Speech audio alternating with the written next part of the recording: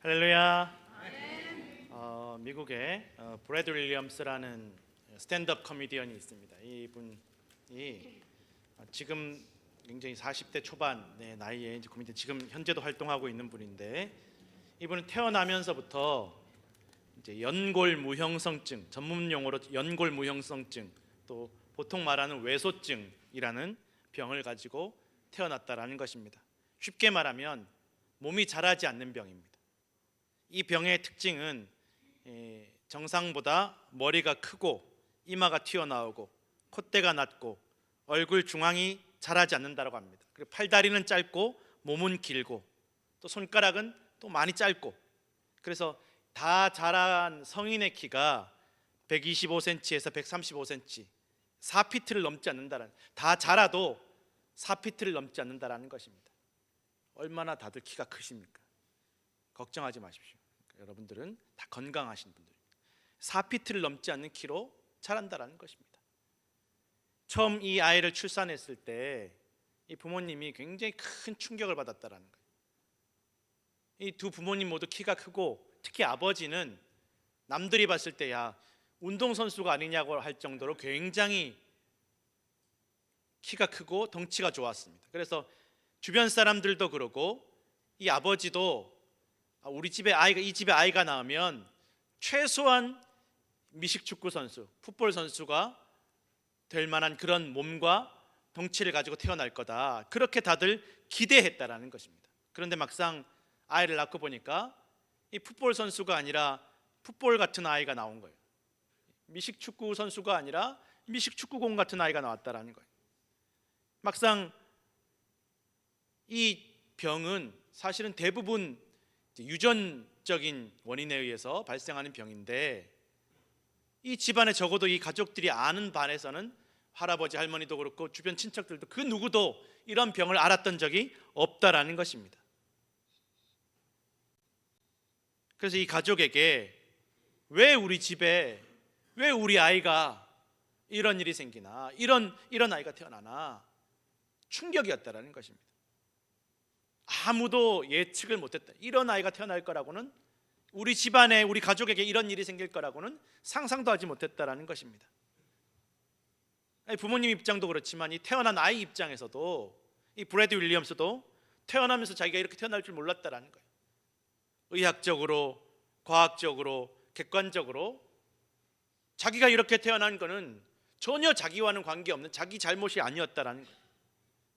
누가 봐도 사실은 자기보다가는, 굳이 책임이 있다면 부모님에게 책임이 있는 것인데, 그런데도 이 브래드 윌리엄스가 자라면서 초등학교 들어가기 전까지 기억에 남는 거는, 이게 아버지나 어머니, 특별히 아버지가 막 이 브래드 윌리엄스에게 죄책감을 가지고 미안해하고 막 어찌할 줄을 모르는 그런 모습이 아니라, 초등학교 들어가기 전까지, 아니 그 이후로도 사실은 이 아버지가 어릴 때부터 계속 이 브래드 윌리엄스를 막 약 올리고 괴롭히고 힘들게 하고 막 그런 기억만 있더라는 거예요.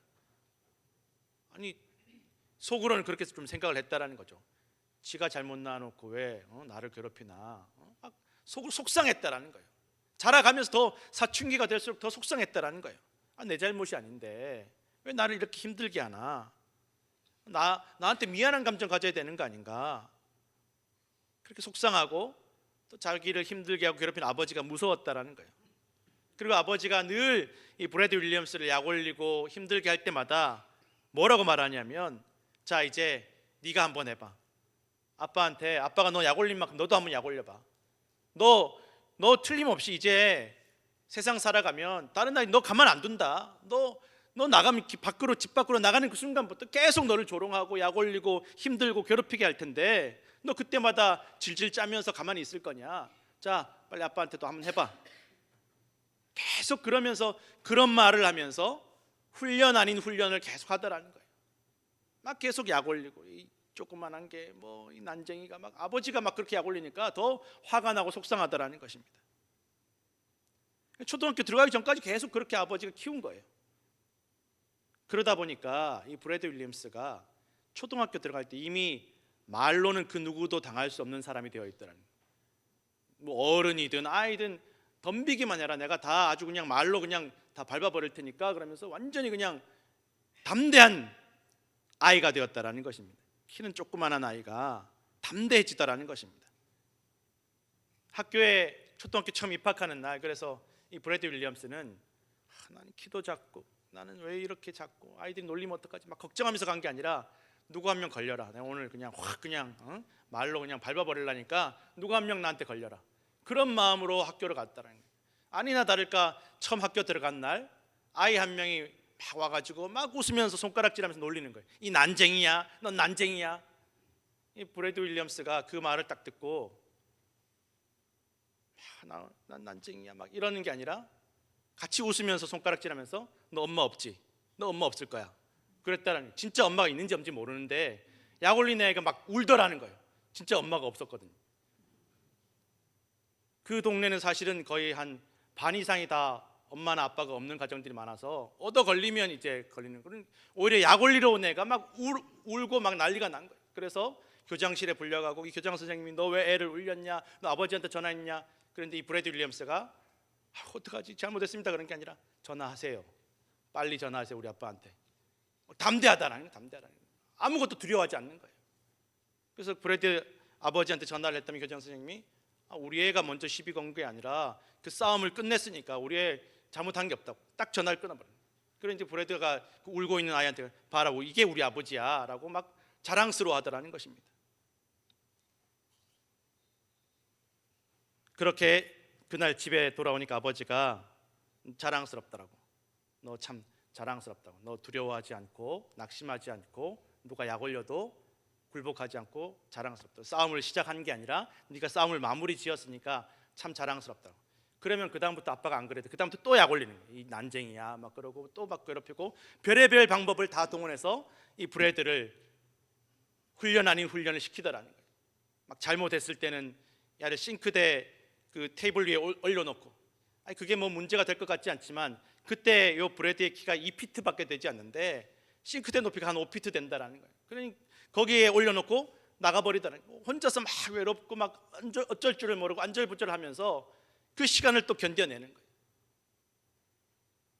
그 별의별 방법으로 아버지가 브래드를 힘들게 하고 약 올리고 조롱하고 그렇게 훈련시키더라는 것입니다. 이 브래드가 자라가면서 사춘기를 지나고 학교를 졸업하고 자라가면서 아버지가 그냥 그런 게 아니라는 것을 이제 알게 되더라는 거예요. 왜 우리 아버지가 그때 우리 아버지가 나 그렇게 안 했으면 나는 아마 집 밖으로 나오지 않았을 거라고, 그냥 집안에서 내 인생을 포기했을 거라고 그렇게 생각하고, 이제 브래드는 누군가 나에게 웃음을 주기를 기다리는 사람이 아니라 이제 코미디언이 되어서 자기의 장애와 고난을 소재로 삼아서 다른 사람들에게 웃음을 주고 위로하는 사람이 되었다라는 것입니다. 매일 이 브래드가 무대 위에 올라서 말하기를 자기는 날마다 하나님께 감사한다라고, 아버지가 날마다 자신을 힘들게 했던 것도 감사하고 자기 인생에 필요했던 모든 고난과 조롱을 미리 경험하게 해주셔서 자라면서 만나게 되는 더 큰 고난, 세상과 사람들 속에서 만나게 되는 더 큰 고난을 이겨내는 법을, 두려워하지 않는 법을 가르쳐 주게 된 것을 진짜 감사하고 아버지를 사랑한다라고 고백했다라는 것입니다. 그러면서 사람들에게, 이 브래드가 무대에 올라갈 때마다 사람들에게 이렇게 이야기합니다. 우리 인생이나 우리 자녀들이 살아가는 세상에 정말 어려움도 없고 아픈 것도 없고 나 괴롭히는 사람도 없고 내가 싫은 사람도 없고 그렇게 살면 참 좋겠지만 그런 세상 못 살아간다. 우리 인생이 그런 인생이 될 수 없다라는 것입니다. 우리 스스로 우리 인생도 그렇게 살아갈 수 없고 우리 자녀도 그렇게 기를 수 없다라는 거죠. 아무것도 없이 깨끗하게 흠도 티도 없이 그렇게 기를 수 없다. 물론 어릴 때야 막 이렇게 감싸서 아무것도 안 좋은 것들을 못 만나게 하고 그렇게 키울 수 있겠지만 결국 언젠가는 부모의 손을 벗어나야 되고, 그렇게 감싸고 키우다가 부모의 손을 벗어나는 그 순간 세상에서 만나는 그 수많은 어려움과 공격과 조롱과 무시와 멸시를 만나게 되면 다 넘어진다라는 것입니다.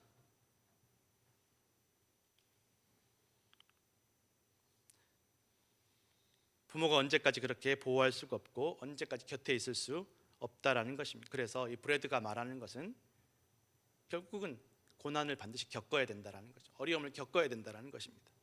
위험하지만, 위험한 세상이지만, 위험한 인생이지만 위험 없이 안전하게만 살아갈 수 없다라는 것입니다. 브래드가 이 무대 위에서 자기가 말하기를, 자기는 이런 모습으로 태어났지만 평생 자기는 그 무엇도 두려워하지 않고 오직 아버지만 두려워했다고. 아버지 외에는 아무것도 두려워하지 않게 만들어 주셨다라고. 그렇게 자기를 길러주신 아버지를 제일 사랑한다고. 아버지를 제일 사랑한다고. 그리고 그 무대 위에서 아버지에게 공개적으로 고백하기를, 아버지 고맙다고. 나를 포기하지 않는 방법을 가르쳐줘서 고맙고, 두려워하지 않는 사람으로, 한 명의 인생으로 살아가게 해줘서 고맙다고. 그렇게 무대 위에서 이제 고백하는 브래드 윌리엄스가 되었다라는 것입니다. 사도 바울은 예수님을 만나고 예수님께서 맡겨주시고 불러주신 그 사명을, 복음의 사명을 감당하면서 말로 다 할 수 없는 고난을 경험하게 됩니다. 복음 받아들이지 않는 사람들에게 죽음의 위협을 당하기도 하고, 하지 말라는, 너 예수 전하지 말라는 거예요. 복음 받아들이지 않겠다라는 거예요. 계속 복음 전하니까 이 사도 바울을 이 경기장에 집어넣어 짐승과 싸우게 만들고, 짐승 취급을 하게 만들고 죽기 직전까지 몰아갔다라는 것입니다. 정말 이렇게 죽는구나 싶을 정도까지 예수님 만나고 나서 예수님께서 맡겨주신 사명 때문에 이렇게 조롱당하고 멸시당하고 고통당하고 죽도록 그렇게 고생했다라는 것입니다. 매를 맞기도 하고, 사람들에게 얻어 터지기도 하고, 매를 맞아서 정신을 못 차리기도 하고. 예수님을 믿게 되었고 예수님을 사랑하게 되었는데, 오히려 예수님 믿는 사람들에게 따돌림을 당하기도 하고 의심을 받기도 하고 조롱당하고 무시당하고 멸시당하기도 했다라는 것입니다. 예수님을 믿게 되고 선교에 힘쓰게 되고 자기를 돌보지 않고 복음을 증거하고 교회를 개척하는데, 자기가 개척했던 그 교회의 성도들이, 자기가 전한 복음 때문에 그리스도인이 된 그 성도들이 이 바울을 무시하고 멸시하고 조롱하고 환난을 경험하게 하고, 그런 일들이 계속 다가오더라는 것입니다. 자기만 혼자 그런 일을 당하는 게 아니라 이 바울이 사명을 감당할 때, 복음 전할 때 이 바울을 도와주는 사람들, 실라나 디모데와 같은 사람들, 수많은 사람들, 바울 도와주는 사람들까지 바울하고 같이 고난을 당하게 되고 같이 죽을 위기를 겪게 되고 죽을 지경의 고통과 아픔을 당하게 되더라는 것입니다. 얼마나 속이 상하고 얼마나 고통스럽고 얼마나 미안하고 어려웠는지 모른다라는 것입니다. 예수 믿고 복음 받아들이고 내가 복음과 사명을 감당하면, 내가 더 교회 위에 선신하면 더 좀 잘, 내가 이 바울이 자기가 믿고 싶다라고 자원해서 예수 믿은 게 아닌데, 나는 멀쩡하게 살아가고 있는데 예수님이 찾아오셔서 나를 예수님 믿게 만들고 복음 받아들이게 만들고 사명을 맡겨주셨으면 나머지는 다 예수님 책임져 주셔야지. 예수님 믿게 만드셔놓고는 어려움은 어려움대로 더 많이 겪게 되고 더 열심히 헌신하고 더 열심히 복음 전할수록 환난이 더 많아지더라는 것입니다. 건강도 안 좋아져. 뭐 사람들이야 그렇다 치지만 내가 예수님 복음 전하는 일을 하는데 이 건강 때문에 내 이 힘든 이 질병 좀 고쳐달라고 몇 번씩이나 기도했는데 고쳐주시지 않고 하신다는 말씀이, 너 은혜 받은 게 이미 충분하다고, 족하다고. 잘못 살아온 인생을 이제 내가 믿음 안에서 좀 바르게 살려고 하는데, 내가 잘못한 것이 없는데 이제 바르게 살려고 하는데 평생 이때까지 겪어보지 못한 고난과 환난을 당하게 되었다라는 것입니다. 그러나 믿음 안에서, 예수님 안에서, 복음 안에서 당하는 그 고난과 환난들이 바울을 넘어뜨리지 못했고 바울은 결코 낙심하지 않았다라는 것입니다. 고린도후서 4장 7절에서 18절 말씀 제가 읽어드리겠습니다. 우리가 이 보배를 질그릇에 가졌으니 이는 심히 큰 능력은 하나님께 있고 우리에게 있지 아니함을 알게 하려 함이라. 우리가 사방으로 우겨쌈을 당하여도 쌓이지 아니하며 답답한 일을 당하여도 낙심하지 아니하며 박해를 받아도 버림받지 아니하며 거꾸로 뜨림을 당하여도 망하지 아니하고 우리가 항상 예수의 죽음을 몸에 짊어짐은 예수의 생명이 또한 우리 몸에 나타나게 하려 함이라. 우리가 살아있는 자가 항상 예수를 위하여 죽음에 넘겨짐은 예수의 생명이 또한 우리 죽을 육체에 나타나게 하려 함이라. 그런즉 사망은 우리 안에서 역사하고 생명은 너희 안에서 역사하느니라. 기록된 바 내가 믿었으므로 말하였다 한 것 같이 우리가 같은 믿음의 마음을 가졌으니 우리도 믿었으므로 또한 말하노라. 주 예수를 다시 살리시니가 예수와 함께 우리도 다시 살리사 너희와 함께 그 앞에 서게 하실 줄을 아노라. 이는 모든 것이 너희를 위함이니 많은 사람의 감사로 말미암아 은혜가 더하여 넘쳐서 하나님께 영광을 돌리게 하려 함이라. 그러므로 우리가 낙심하지 아니하노니 우리의 겉사람은 낡아지나 우리의 속사람은 날로 새로워지도다. 우리가 잠시 받는 환난에 경한 것이 지극히 크고 영원한 영광에 중한 것을 우리에게 이루게 함이니 우리가 주목하는 것은 보이는 것이 아니요 보이지 않는 것이니 보이는 것은 잠깐이요 보이지 않는 것은 영원함이라. 한때 바울은 온통 미움과 증오에 휩싸여서 살아갔습니다. 저 잡아 죽일 것들, 쟤네들은 죽어도 마땅한 것들, 쟤네들은 고난당해도 마땅한 것들, 내가 나서서 잡아 죽여야지. 저 잡아 죽여야 할 것들 다 없어지면 세상이 더 좋아지겠지. 아니 내가 저 예수 믿는 것들 다 없애버리면 그게 진짜 하나님 위하는 거지. 평생 바울은 자기가 바르게 살아온 사람이었습니다. 한치도 어긋나지 않은 사람이었고 완벽한 인생이었습니다.